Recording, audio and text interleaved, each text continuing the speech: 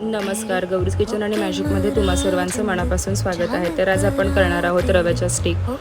त्यासाठी सगळ्यात आधी मी इथे 1 वाटी रवा घेतला आहे, 1 वाटी टोमॅटोची प्युरी घेतली आणि 1.5 वाटी गव्हाचं पीठ घेतलं। त्यानंतर ह्याच्यामध्ये 1 चमचा लाल तिखट, 1 चमचा ओवा आणि 1 चमचा धनेपूड टाकले आणि थोडं पाणी टाकून आपण आधी हे व्यवस्थित मिक्स केलं की त्यामध्ये चवीपुरतं मीठ टाकायचं आणि ते पीठ असं व्यवस्थित भिजवून घ्यायचं। त्यानंतर आपण त्याचा एक उंडा घ्यायचा, त्याला थोडंसं तेल लावायचं आणि त्याची अशी पातळ चपाती लाटून घ्यायची।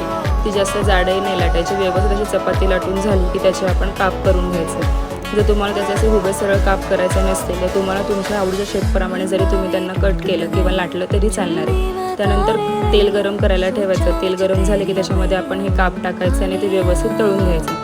खरपूस असे लालसर झाले की आपले ह्या स्टिक तयार आहे। तुम्ही बघू शकता इथे अशा छान स्टिक आपल्या तयार आहेत। तुम्हाला जर माझ्या रेसिपी आवडत असतील तर चॅनलला लाईक करा, शेअर करा आणि सबस्क्राईब करा। धन्यवाद।